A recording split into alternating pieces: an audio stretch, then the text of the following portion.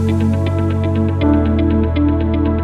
morning and welcome back to 501c TV. I'm your host, Janelle Harris, and this is the podcast that talks to system change leaders, thought leaders, nonprofits, and nonprofit partners. And I'm so excited to be back here in the studio this morning. We have an amazing organization here with us today. We've got Lisa Mason and Laura Waterman with Gulfstream Goodwill Industries. That's all I have to say. So good morning and welcome. Good morning. I'm so thrilled to have you both here today. As we were saying, I think everybody immediately recognizes and knows the name Goodwill, right? You guys have been around a long, long time. I really want to dive into, though, even though you're such a recognized brand, about all the amazing other things that you guys do just besides your stores. Because I think we all know your stores and we love your stores and the donation drop-offs and all that good stuff. And we will talk about that. But I really want to highlight a lot of the amazing programs that you guys are doing, because if you guys go on their website, which we're going to put up all your socials, check out all the things that they do. So there's Goodwill National, but we're going to focus right here in our backyard with Goodwill Gulfstream.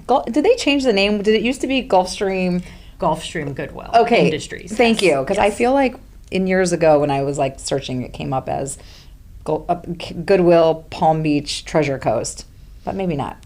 Maybe that's just like an SEO thing on searching. I don't know. But anyway, I would love to know how you guys got started with the organization and how long you've been there and what the heck you've been up to. So I'll let you take it away.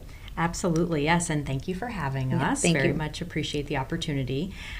So as we dive into our history with Gulfstream Goodwill, I started 17 years ago. Oh my gosh, that's amazing! I started in really the job placement services arena of supporting and assisting persons with a barrier or a disability in finding employment and maintaining employment, and it's really such a cornerstone of what our Goodwill represents and provides services for in our community.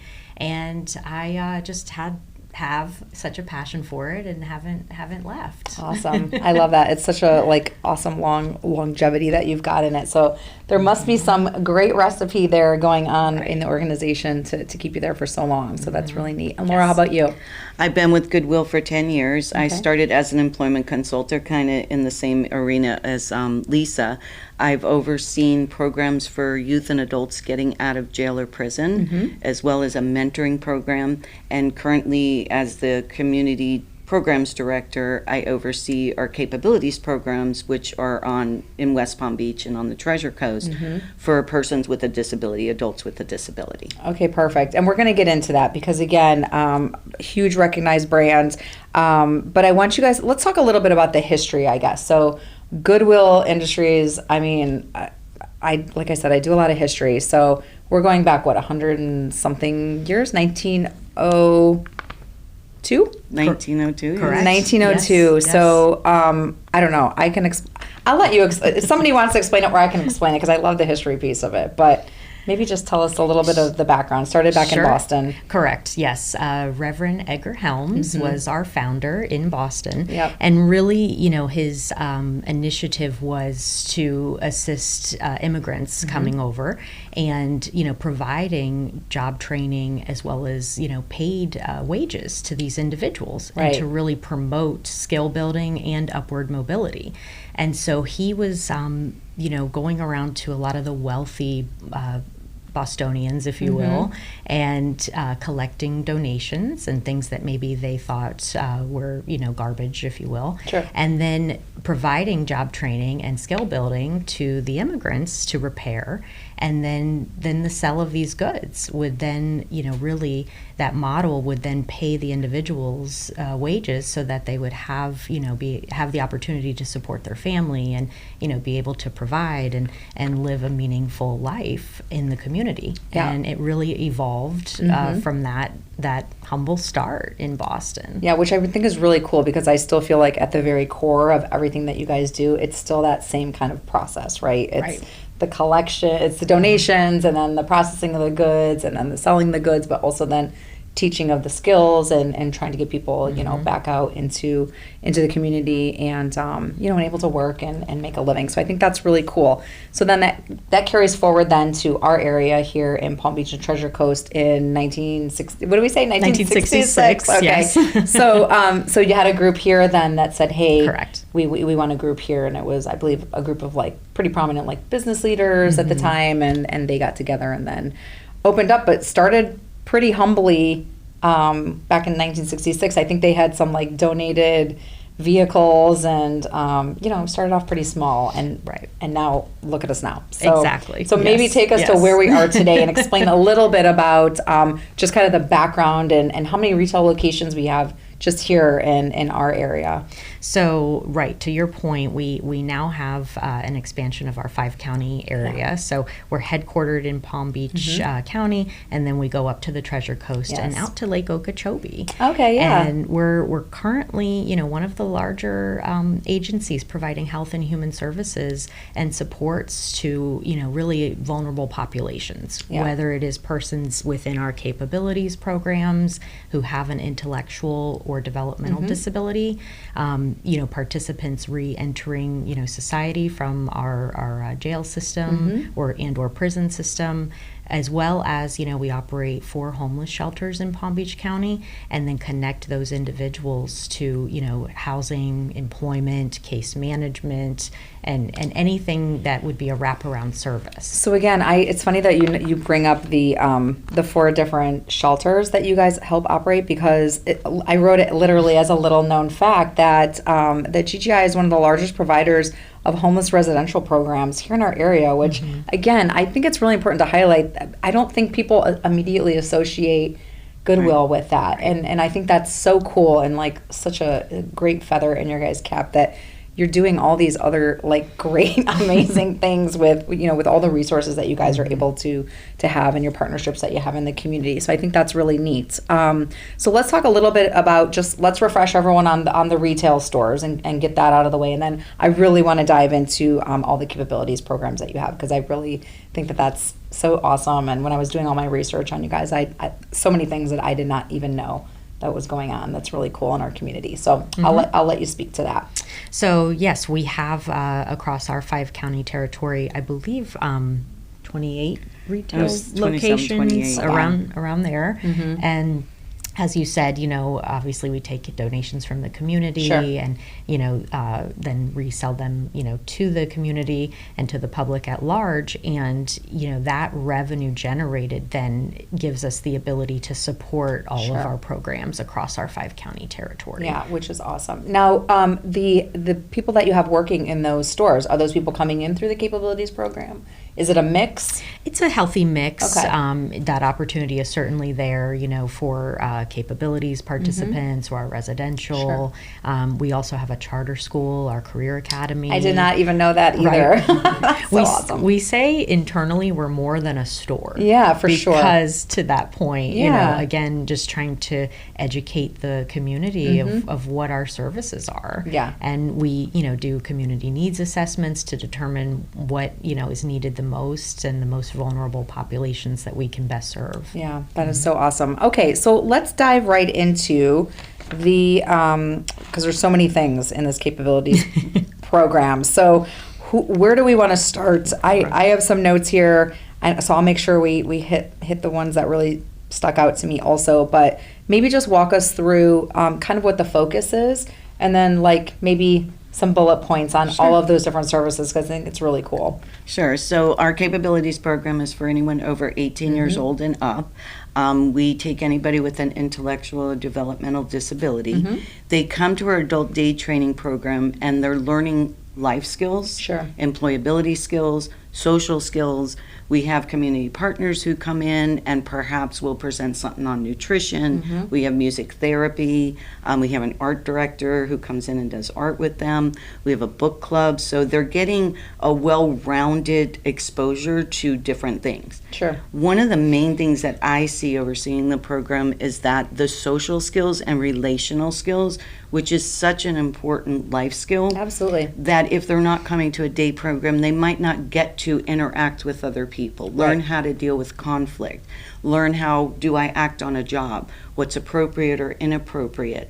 Transportation, we talk to them about how do you get around your community, and what is a safe way to do it. What are the things you look out for when you're out there in the transportation, And I think they walk out of our program every day learning something new. Yeah. And we have a calendar of events that we do. We have different days. We do outings.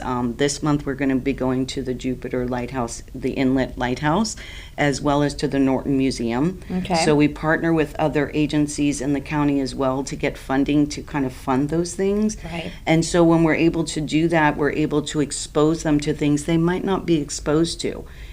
So it's an opportunity for them to get a well-rounded, meaningful day every day, 5 days a week. Yeah, I think that's so important. And I follow along on your Facebook page, so I see a lot of the different things. I think there was like a talent show. Maybe I saw that on your website. Yes. But the pictures of the talent show where I was like, oh my gosh, I'm like, this is just every year we do a talent amazing. show. And they love doing that because they get to be on stage and really highlight some of their skills and talents that they have that they don't get to share with anybody. For sure. And I just feel like, I just going through the pictures and seeing all the events, like it really is like a sense of community. And I feel like, it's probably in a lot of ways, like they just feel like it's really a place that everyone belongs and, and they're going through it together. So I think there's something just inherently comfortable about that for anybody, anywhere. Like once you get a group of people together, you kind of feel like you're part of something. And again, it gives you the confidence to go out and be able to do things that maybe you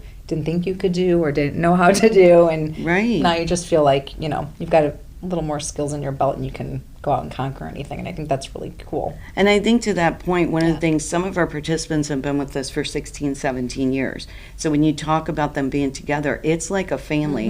They develop a family and we learn from our families and we learn different things. And so being with us a long time, we can watch them grow, help them with maybe skills that they're deficient in, as well as watching them, take the lead on some things when somebody new comes into the program. So, it's a longevity of a program. Yeah, which I think is great because it's not like, they're coming to you for a few months and then, hopefully they stay and they get to participate in all of these things, for a lifetime, for as long as they want to be a part of the program. So I think I'm just, that really like came through to me in a lot of the pictures and things that I saw online. So I thought that was really sweet.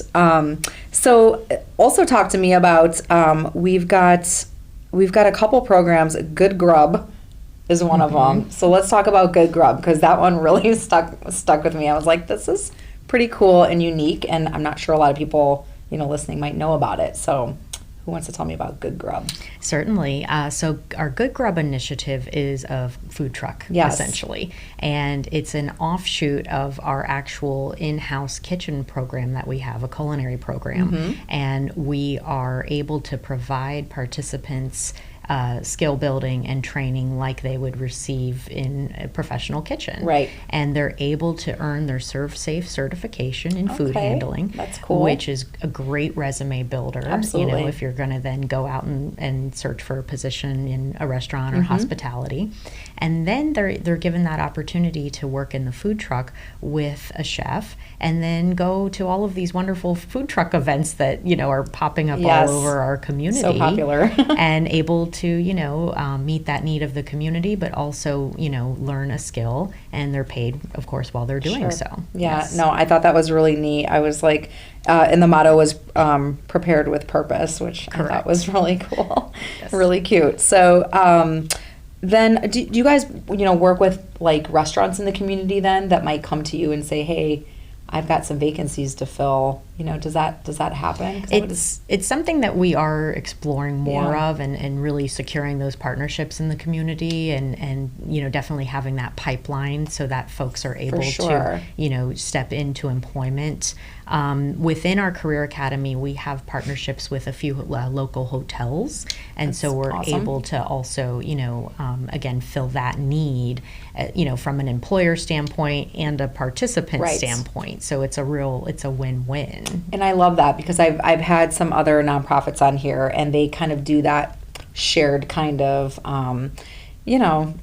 partnership back and forth where they might do, if it's a nonprofit that's giving skills on woodworking or construction, they might be partnered with a construction firm in the area, and I just think that that's a really cool partnership because they know that their students or their participants are going somewhere that's really going to take a vested interest in them and make sure that they succeed. And then on the flip side, the employers know that they're really going through a stringent program where they're learning a lot. They might get a certification under their belt. So I think that's really a win-win, and I think that's really neat. So I like seeing that when that happens in the community. And then there's, so going along with Good Grub, we also have Good Prints, Yes. which I like. Off camera, I'll tell you about my real day job, but that one really stuck with me because that's really cool. So I'm going to let you guys describe that one because that one really struck a chord with me. Okay, so for our Good Prints program, it's a full print shop. We get orders from the community, and then our participants in our capabilities program work on the job training and get paid to go in there and learn the skills, everything from the screen printing to the drying process to the folding and packaging of the shirts or the bags or the hats that we do. Yep. And because of that, they're gaining employability skills. But also when we're out in the community and we're telling them about Good Prints, people are very impressed and want to go with our shop because we are also putting persons with a disability to work. Yes. And they're so proud of the work that they do, and to know that you're helping give back to your community as well. It's a win-win all around for everybody. And how exciting I would think, like, if I'm working in the print shop and then I'm out in the community and I see, like, a design that I did, I would be like, I made that. So, what's funny is we just did some shirts for a youth summit here in Palm Beach County, and they posted on Facebook, and I brought the pictures in and showed the participants. Right. These are the shirts that you made, that you packaged, that you put it all together. Yeah. Sent them out, and now here's all of these students wearing them dancing at this youth summit. And they were just so proud that they had an opportunity to be a part of that. Yeah. And so when they're you see seeing it. Yeah, and you see it start to finish, and you're like, there's the end product. Yes. It's got to be very, like, exciting and fulfilling for them. So I thought that was really cool. Obviously, that is online. You guys, if anyone watching, can go to the website, which we'll put up, which is goggi.org, and you can find more information. So pretty much anyone, I mean, if I'm like a business or an organization and I need catering services or shirts and apparel, any of that, I mean, they can come straight to you guys and do that, which I think is really neat. Even community members, if they're having a family reunion, they want to get shirts. Yeah. Like we do it across the board. Yeah, right. It doesn't matter. Right. If you need something printed, come find them because they will take care of it for you, which I think is really awesome. What do you think is like has kept like the success and longevity of these programs like continually growing? Because I just feel like you guys keep adding more and more services, and what's the success there? Why do you think it just keeps continuing to grow and get bigger? That's a great question. I think really it's the passion and dedication of our leadership and just our teams. I mean, Laura and I, our longevity, really speaks to that. And most of our colleagues are also, just very long-term and committed, and, just having also these programs that, speak to just a true success for one individual, whatever that might mean. It's it's a person-centered approach on all of our programs, and so different goals and planning comes into play for what someone might want down the road, like after they're through our program. Sure. And so it's something that just our programs speak for themselves, and just the success that we're able to assist people in, whether it's employment or housing or something of that sort. So and I was thinking about this too when I was doing all the research on you guys. So it's 18 and up. So if I'm maybe getting ready to graduate high school, and my family is probably going, now what? If my student's not college bound, like what is open to them? And these types of programs make me really excited because I'm going to jump back. So last month was a big month. So July is Disability Pride Month, right? So I'm going down a path here. So Disability Pride Month is important, but it's also it was also the 34th anniversary of the Americans with Disabilities Act. So it's only been around 34 years. I mean, to me, that seems young, like it's new, but I'm so like happy and proud that we have this in place. And I feel like now there's just so many doors open and so many programs available. And that makes me really happy and excited to see, because I feel like, you know, when you turn 18, it's kind of like, you know, your family's going, what's going to happen now? You know, I'm worried that when I'm not around, what's going to happen to my child? What chance do they have? What program is out there that I know that they will be okay long term? And to be able to have tools like this to give them success for their longevity and their quality of life long term, I think is really important. So when I see programs like this that are coming around the community and growing and building, it gives me a lot of like hope and makes me excited that we live here and we have these programs. Absolutely. I mean, it's really a critical program when you think about it, especially for our families, you know, with a loved one that has, you know, a diagnosis of IDD. And it's something that, you know, we offer accessibility and inclusivity and just social skills alone. I mean,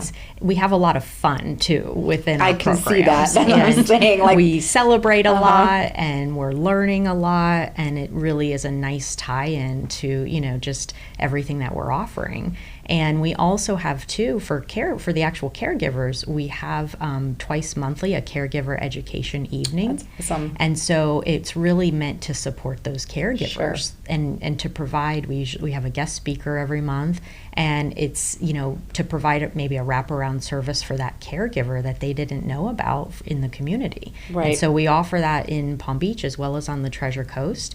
And then also it's a platform for maybe families to come together and share resources themselves and network, you know, with each other, and to, you know, have that outreach. Yeah. Because it could be lonely, maybe. You don't know this. Totally. And I was thinking, like, you know, again, like talking to other nonprofits that do a lot of these programs, sometimes they're just kind of like left in the wings, and, you know, there's all these programs for the individual, which we love and we need, and that's great. But also, you know, the people that take care of them, and to have that network, like you said, and that little like family where everyone can come together, and, you know, they're all going through a lot of the same things. So to have that, I think is so crucial. So that's really neat. Okay, so we're running out of time, but I do want to get into all of your events that you guys do. So any events that you want to highlight throughout the year that maybe you guys want people to know about, that you need volunteers for, that are fun. And then I also want to get to your big fundraiser, the kind of your flagship fundraiser that you guys do in January. So I'll let you guys talk to that. Probably if you want to speak to the talent show, that's our... Okay, love that. For our capabilities program, our talent show is our annual event. Okay. And again, that's something the community can come in and support.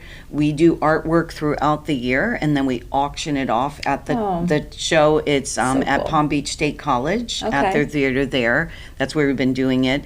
And again, the participants are going on stage, getting to show their talents. They're practicing, so every day they're asking, when are we going to practice, right? When are we going to do this? We have to put together a script. They have to follow the script. So there's just a lot that goes into it, but they're learning different things about putting on a show and how to do it. So the talent show is our main event and capabilities. Okay. And, you know, throughout the year we'll do our outings and things like that and other smaller events, but that's like our big flagship, I guess, if you will, for our programs, the capabilities program. And we've done that 19 years, I believe. COVID, obviously, we had a pause and a break. We don't talk about that time. Right. Okay, yes. We skim right over that. It's been 19 years. That's what we do. There we go. That's amazing, actually. Does it feel like 19? I mean, it was so fun, right? Like every year, it's got to be so entertaining. It is. And I think their artwork on display. So like they're working on their artwork for our show in April. So our show next year, April 2025. That's the month we do it. They're working on the artwork now. We're working on the songs they're going to do. They're working on who's going to be on what instrument. Because we have music therapy, our music therapist does assist us with that. So they prepare them. They write a song for each talent show with our music therapist. So it's really a lot of community involvement. And when you mention the parents and the guardians, this is an opportunity to see their loved ones shine. Absolutely. Where they wouldn't be given that opportunity. You know, they wouldn't be able to get out there and show their talents and their skills and things they can do. And I would have complete stage fright, but but I would think that, like, you know, there's, again, it's going back to, like, if my, like, friends and your group are all into it, then I might be a little more inclined to be like, okay, well, I guess I'll I guess I'll try something Right, too. right. Get you out of your shell a little bit. Right. So I think that's really exciting and sweet. So that's in April, you said? Yes. Okay, I'm going to look for that when I wrote that date down. And then tell me about your big fundraiser, because everyone loves a big, big fun event here. So that's January 31st, 2025. And tell me a little bit about that. Is that like a more of a gala? So Or is it a little less? not a little less, not Okay. necessarily a gala, but yes, that is in January coming up of 2025, and that is our Drive to Provide event, and that is in partnership with the Porsche Club, and fun. so that is really meant to raise awareness and funds, of course, for all of our many health and human services programs, and it will be at the Lake Pavilion this coming year. So we're really excited about it. I love that. A night out in West Palm is not a terrible place No, to be. absolutely, So right. It's with the Porsche Club, so Right. that sounds pretty amazing. Yes. We're almost out of time, but I do want you maybe to just leave us with, what's something that maybe people don't know, or that you want to leave people with about, about what you guys are doing that is maybe something that they don't know. That's a little bit outside of the norm, or that you want people to know about. I think really, truly, it is our capabilities program. It does seem to be, at our Palm Beach and our Treasure Coast location, somewhat of, people are surprised, as you said, and started, we're known for our stores, and they're surprised that we have this just, impactful programs and services for persons with intellectual and developmental disabilities. And again, as Laura mentioned, it's the art and music therapy, it's health and nutrition classes, paid on the job training, because a lot of these folks are they're aging out of high school and or graduating, and this is their first stepping stone into some sort of training environment. They're being paid while they're training, which is also financial literacy, and when is payday. I mean, it's all of these life skills that we're incorporating into these environments, and we are in open enrollment, so if folks in the community are interested, please reach out and connect with us, and we're happy to provide this really critical service. How many individuals are part of across all the programs now? Oh my gosh. A guesstimate. Yeah. Probably I don't know. I'm not sure across lot. all the programs. Yeah, there's a Right. lot. There's A a lot. lot. Because of all the programs we have, you figure the 4 shelters that we're doing, the Yes. residential, Right. our charter school, our I mean- capabilities 2 programs, what we do out in Okeechobee, Right. waterways and things like that. So it's a lot. I'm not sure of the exact number. I mean, I know thousands upon I was going to thousands, say yeah, thousands annually. Yeah, right. because you guys, employee-wise, I think you guys have almost Right. 1,000 employees. Like, you guys are, you're a pretty big organization, and Right. you're doing a lot out there. So I really appreciate everything that you guys are doing. I think that's really neat. So, Laura, anything you would like to leave us with? No, I think what Lisa said is Yeah. just knowing that we're here, that we are doing these human services programs, that we are more than a store, and spreading the word to everybody to let them know we're here. And I think the last point, and Lisa brought this up earlier, is that we do assess the needs of the community before we delve into any programs to make sure that our community, wherever it is, Treasure Coast, West Palm, that we're meeting the needs of what the community has. Sure. And this way we're able to give back to the community as well. Yeah, I think it's wonderful. Again, it makes, at the end of the day, it just makes our entire community stronger altogether, and I think it's really wonderful what you guys are doing. So I appreciate you being on the show. I hope everyone watching can now have like a greater sense of Gulfstream Goodwill and all of the amazing things that you guys are doing, and I really appreciate you being here. Thank you so much. Thank you. It's been a pleasure. Thank you both.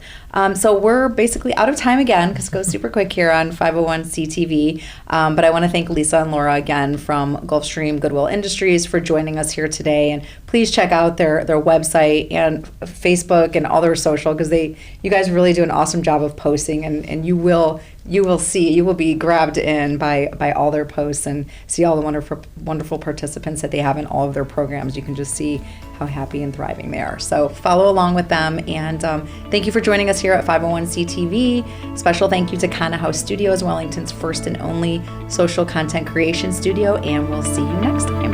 Thank you.